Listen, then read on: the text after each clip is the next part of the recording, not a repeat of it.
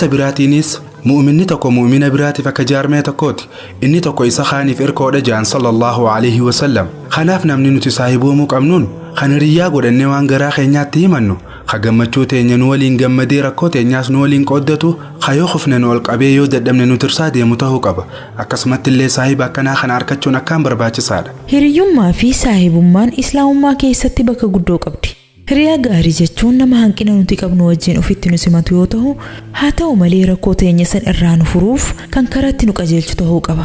Rakkoo qabnu san wajjin kan dirreetti nama gatu ta'uu hin qabu. Hiriyaan gaariin kan yeroo nuti dogongoraan isa meene nutti dallanu osoo hin taane nama dhiifama nuuf godhee Rabbiif jecha nu gorfatu ta'uu qaba. Kanaafuu hiriyaa keenya of eeggannaa guddaadhaan filatuu qabna.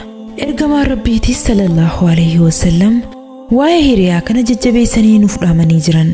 Namni tokko sababa hiriyaa isaa karaa irraa jallachuu danda'a. Kanaaf namuu saahiba gaarii filachuu qaba jedhan. Haalaa fi amalli saahiba keenyaa osoo nuti quban qabne nu seena. Yoo saahiba gaarii qabaanne amaluma gaarii san irraa dhaalla.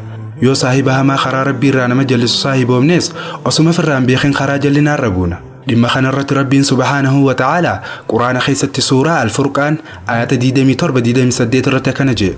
ويوم يعد الظالم على يديه يقول يا ليتني اتخذت مع الرسول سبيلا يا ويلتى ليتني لم اتخذ فلانا خليلا قيان قياما قيا كافرون شينار راقبيف جنينو يا شيناتية أصون إرقاساتي وجين خراساك أبدي جي شيناو يا بديتية أصون أبلو سنجال اللو قرأتشو بادين هاوجي نميس جلس سنان عناتا إيغا غابي قيا سني جلانا جيبو داف أرانتنا صاحب غاري قيا برو يست صاحبو مخينيا فين شينو إني صاحبو قمنا نموت خرا ربي رانو جلس نصون تاني نموت خرا سارت نججبي سوجين صاحبته قمنا يو صاحب غاري أرغني صاحب ما تنجبي سنيك بچو قمنا قلبي مسلموتا جالل ربي في جالل إركما ربي تولد إسان هدا كنافو وانت نتي والجالنو فيه والجبينو فربي فجج قفتو قبا yoo saahibni keenya daangaa Rabbii dabree gorsinee nuuf deebi'uu dide irrumaa fagaachutu irra barbaachisaadha.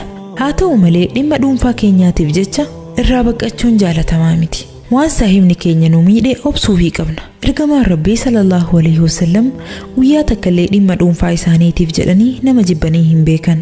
Sahaabonni isaaniitis Rabbiif jecha malee nama tokkollee dhimma dhuunfaa isaaniitiif jecha hin jibbine. Nutis namoota kanneen fakkeenya godhachuu qabna. Badiin irratti dalaganiif dhiifama gochuu qabna. Akkuma duraan dubbannetti yoo haraam dalagan taate akka nama arkinitti usnee bira qotuun hin taatu. Haraam isaan dalaganiif isaaniif dhiifama godhu Rabbii guddaadha. Ta'us garuu yoo hiriyoota keenya irratti waan hamtuu arkine isaan